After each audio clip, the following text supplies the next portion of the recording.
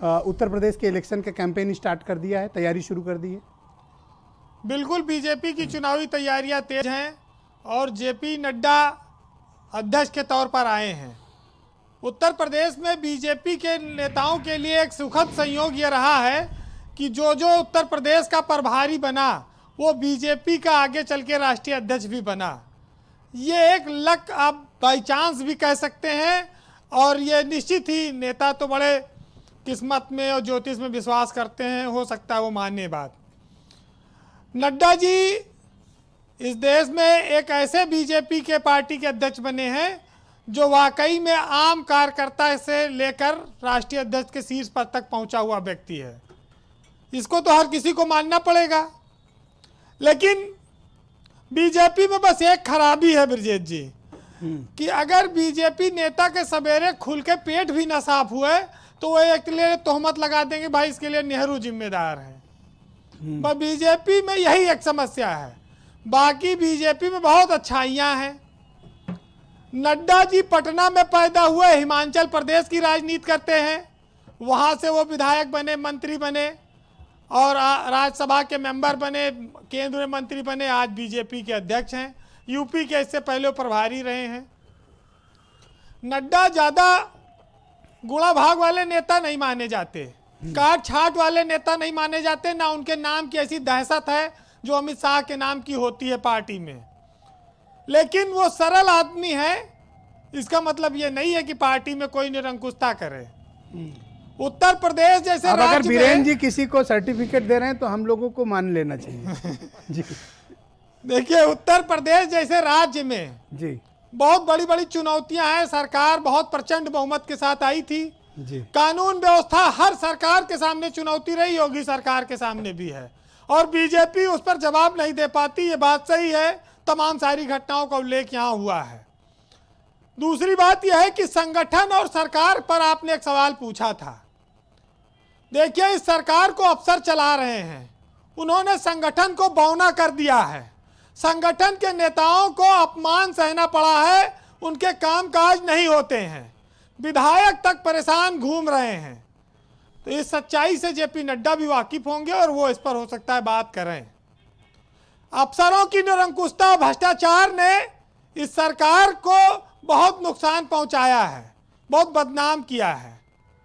BJP सवर्णों की party है, हिंदुओं की पार्टी है, आम जन सबका साथ सबका विश्वास की बात करती है। लेकिन जहां सरकार इन्वॉल्व हो जाती है वहां इसका यह नारा फेल हो जाता है। अब कोई माने या ना माने, इस दौरे पर जानकारों की भी नजर है और लोगों की तमाम उम्मीदें भी टिकी हैं। नजर क्यों है? क्योंकि शर्मा की भी एंट्री हो चुकी है। उत्तर प्रदेश में इस समय शर्मा के नाम से बीजेपी के नेता कांप जाते हैं कि पता नहीं कौन बवाल आ गया, आने वाले दिन में क्या शर्मा लोगों का टाइम ठीक चल रहा है इस समय। नहीं ब्रजेश जी, या तो क्रिकेट में परेशान श्रीवास्तव लोग इस समय थोड़ा है। ब्रजेश जी, या तो क्रिकेट में जो है मैं उस पर भी आऊंगा। अरे आप लोग सीरियस डिबेट करते हैं तो थोड़ा कुछ हल्का फुल्का मनोरंजन भी होते रहना। देखिए, या तो क्रिकेट में दो शर्मा चर्चित हैं, या तो यूपी में इस समय, और दोनों जगह दो शर्मा हैं। क्रिकेट में रोहित है और अनुष्का है, अनुष्का शर्मा, और यूपी में दिनेश है और अपने शर्मा जी नए अरविंद शर्मा अपने। हाँ ओके। अपने इसलिए कि लोगों को बड़ी उम्मीदें हैं उनसे जी। और 1.5 साल पहले वो आदमी अपनी नौकरी छोड़कर आया है जो 20 साल से 21 साल से मोदी जी के साथ है। नड्डा जी से भी उनके संबंध रहे होंगे बहुत सी चीजें। अब वो एमएलसी भी आज निर्वाचित हो गए हैं। तमाम फैक्टर पर बात होगी, उत्तर प्रदेश में मंत्रिमंडल के विस्तार पर बात होगी, अफसरशाही के निरंकुशता पर बात होगी, और होनी चाहिए। क्योंकि संगठन का सरकार से कैसा रिश्ता है?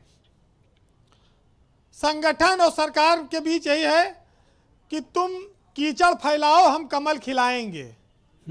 एक सज्जन, मैंने आपको बताया कि सरकार निरंकुशता से चल रही है, अधिकारियों का भ्रष्टाचार चरम पर है, उत्तर प्रदेश में अपराध बढ़े हैं, तमाम घोटाले हुए हैं। संगठन को कौन पूछता है?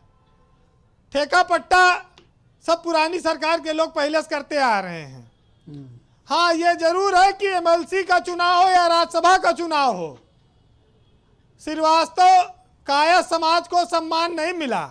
नवीन जी हमारे दोस्त हैं, बहुत चिल्लाते हैं, घर में इनको भाभी जी भी मना करती हैं कि बहुत ज्यादा झगड़ा ना किया करो टीवी पे। लेकिन दूसरा, उत्तर प्रदेश में गुर्जर समाज को भी में समायोजन नहीं मिला। एक गुर्जर समाज का एमएलसी था, उसका भी बीजेपी ने टिकट काट दिया। लेकिन आज नड्डा जी आए, अच्छी अच्छी बातें होने चाहिए, क्योंकि उनका उत्तर प्रदेश का पहला दौरा है। एक आम आदमी के परिवार से वो निकले हैं, देश की राजनीति के शीर्ष पर हैं, तो उम्मीद ये की जा रही है कि वो संगठन को देखेंगे। उत्तर प्रदेश में परिवर्तन की उम्मीद है कि यहाँ पर मंत्रिमंडल का विस्तार होगा, कई नए चेहरे मिलेंगे, पंचायत के चुनाव होने जा रहे हैं, विधानसभा के चुनाव होने वाले हैं। सब बीजेपी एक बड़ी पार्टी है, तो स्वाभाविक है कि बहुत सारी बड़ी बड़ी उम्मीदें होंगी लोगों से जी। लेकिन बीजेपी में जो आज की तारीख में सबसे बड़ी समस्या है, बीजेपी जब विपक्ष में रहती है तो बहुत ईमानदार और जनता की हितैषी पार्टी है। सत्ता में आने के बाद इनके यहाँ नियम कानून की किताब खुल जाती है और ये किसी की मदद करने के बजाय इनके अधिकारी नेताओं को, संगठन के लोगों को अपमानित करते हैं।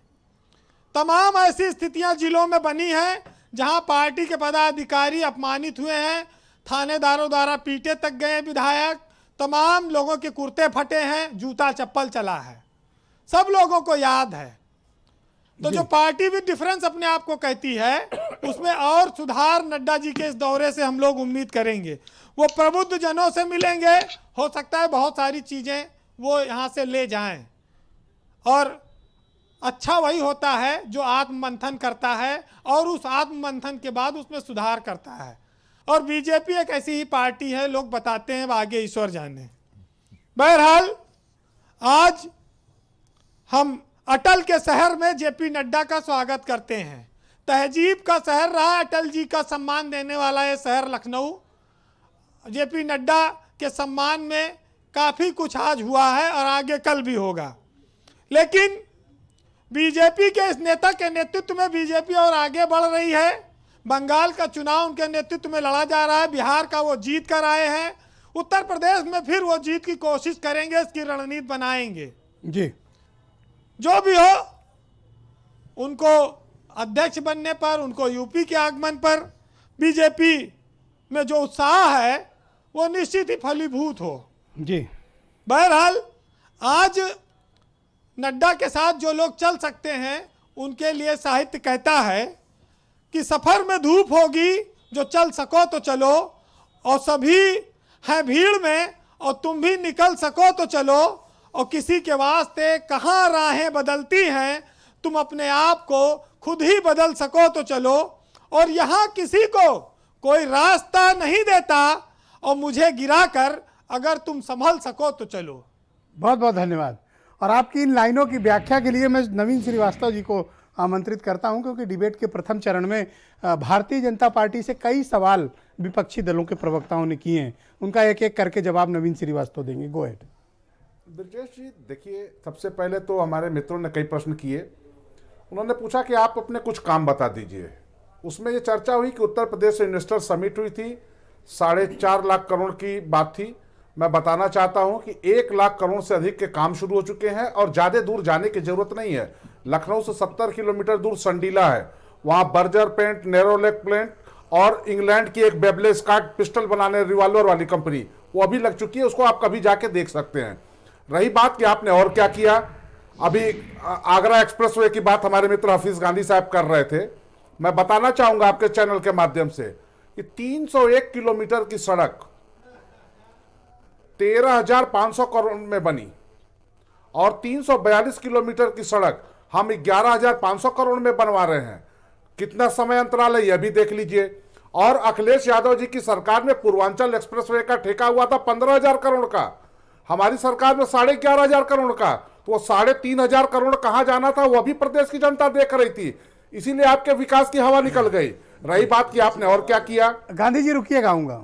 लेकिन इनकी सरकार में पूर्वांचल एक्सप्रेसवे बलिया तक जा रहा था, आपके यहाँ आजमगढ़ तक जा रहा है। नहीं, गाजीपुर जहां का मैं प्रभारी हूं जी, और ब्रजेश भाई जी। अगर 6 करोड़ स्कूली बच्चों को जूता मोजा स्वेटर देना अगर आपको विकास नहीं लगता है तो फिर आपकी विकास को हम नहीं अपना सकते हैं। अगर उत्तर प्रदेश में बंद चीनी मिलों को, जिसको पोंटी चड्ढा को अखिलेश जी और मायावती जी ने बेच दिया था, 6 नई चीनी मिलों को शुरू करके 8 नई चीनी मिलों का उत्पादन क्षमता बढ़ाना अगर विकास नहीं है तो हम कुछ नहीं कह सकते हैं।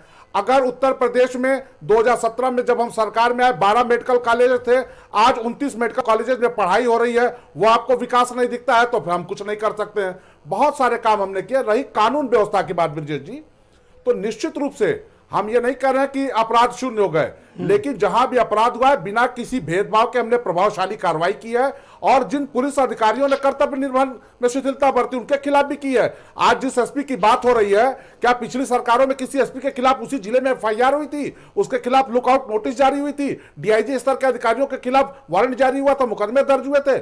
हम वह सारी चीजें कर रहे हैं। और ऐसा भी नहीं हुआ कि लखनऊ में एक व्यक्ति को 25 गोलियां मारी है। ब्रजेश जी, घटनाएं हुई हैं, घटनाओं का हमने पर्दाफाश भी किया, हमने कार्रवाई भी की है। ऐसा हम नहीं कर रहे कि हमने शून्य कर दिया, लेकिन गाजीपुर से गाजियाबाद तक जिन लोगों के दहशत से पूरा उत्तर प्रदेश कांपता था, राजनीतिक दलों के संरक्षण में जिन्होंने अरबों की सरकारी और निजी क्षेत्र लोगों की संपत्ति जमा कर रखी थी, आज 1000 करोड़ से अधिक की उनकी संपत्ति हमने जब्त की है, ध्वस्त की है। वो अभी प्रदेश की जनता देख रही है। वीरेंद्र जी अभी कह रहे थे कि अफसरशाही हावी है इस सरकार पर, कार्यकर्ताओं की आपकी सुनी नहीं जा रही है, कुछ है क्या ऐसी बात?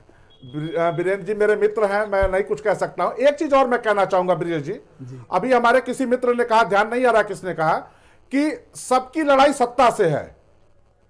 आपने ऐसा बहुत अच्छी स्टेटमेंट बात, आपके मित्र सुरेंद्र राजपूत ही दे सकते हैं। हाँ, आपने एक बहुत अच्छी बात कही, बीरेंद्र जी ने भी कही, कि एक सामान्य कार्यकर्ता से चलकर राष्ट्रीय अध्यक्ष या सिर्फ भारतीय जनता पार्टी में संभव है। हमसे लड़ कौन रहे हैं? जो परिवारवादी हैं, जैसे कांग्रेस में सोनिया जी, राहुल जी, प्रियंका जी, लोकदल में अजीत चौधरी, जयंत चौधरी, हमारे मित्र अशरफ साहब बैठे हैं, उनके यहाँ कौन है? शिवपाल जी, आदित्य जी। तो इस प्रकार से परिवारवादी सोच वाली पार्टियां, अब्दुल हफीज गांधी, प्लीज रिस्पॉन्ड।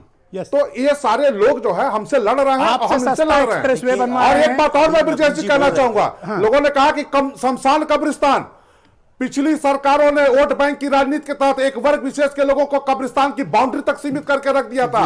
हमारी सरकार 2017 में बनी, योगी जी ने 400 करोड़ रुपया मदरसों के अपलिफ्टमेंट के लिए दिया कि वो तो इस बार समाज जो वोट बैंक बना हुआ है वो शमशान की 4 दीवारी से निकलकर दुनिया की 4 दीवारी के अंदर है। आपकी सरकार में शमशान की छत गिर जाती है भ्रष्टाचार के कारण। बिल्कुल हम कार्रवाई करते हैं ब्रजेश जी, ऐसा नहीं है क्या कह रहे थे? भ्रष्टाचार भी हुआ है, अपराध भी हुआ है, लेकिन हमने बिना किसी प्रभाव के सारे अधिकारियों को गिरफ्तार करके जेल भेजा गया। ऐसा नहीं है कि अरे हम लोग तो सर ये कोरोना समझ कर रहे हैं, शमशान दलाली खाने वाली सरकार है। अरे ऐसे नहीं, एक हाँ, अब्दुल हफीज गांधी बोलिए। देखिए, भारतीय जनता पार्टी झूठ और प्रोपेगेंडे के लिए जानी जाती है। अभी नवीन जी ने आगरा एक्सप्रेसवे की और पूर्वांचल एक्सप्रेसवे की का कंपैरिजन किया, जबकि ये बताना भूल गए कि पूर्वांचल एक्सप्रेसवे का जो स्पेसिफिकेशन था वो भारतीय जनता पार्टी की सरकार ने बदला है, और हमारा जो एक्सप्रेसवे था वो एक्सपेंडेबल है। ये एक्सप्रेसवे एक्सपेंडेबल नहीं है, यहाँ बहुत सारी सुविधाएं नहीं है, इसलिए जो खर्चा आएगा वो कम हो जाएगा। तो जिस तरीके का मजबूत और एक्सपेंडेबल एक्सप्रेसवे आगरा एक्सप्रेसवे बनाया गया है, शायद वो पूर्वांचल एक्सप्रेसवे नहीं होगा। और 4 साल के अंदर ये अभी तक बना नहीं पाया पूर्वांचल एक्सप्रेस। हमने कुछ ही महीने के अंदर जो है इतनी बड़ा एक्सप्रेसवे बनाने का काम किया। दूसरा, अरे सुन तो लीजिए, हमने उसमें आप सुन तो लीजिए, आप झूठ बोलने का काम मत कीजिए। पहले आप स्पेसिफिकेशन बदलते हैं, आप सुविधाएं कम करते हैं, उसकी क्वालिटी कम करते हैं और जनता को भ्रमित करने का काम करते हैं। जिस क्वालिटी का आगरा एक्सप्रेसवे है वो वर्ल्ड क्वालिटी, वर्ल्ड आप ये नहीं पूछा गांधी जी कि 4 साल में बना क्यों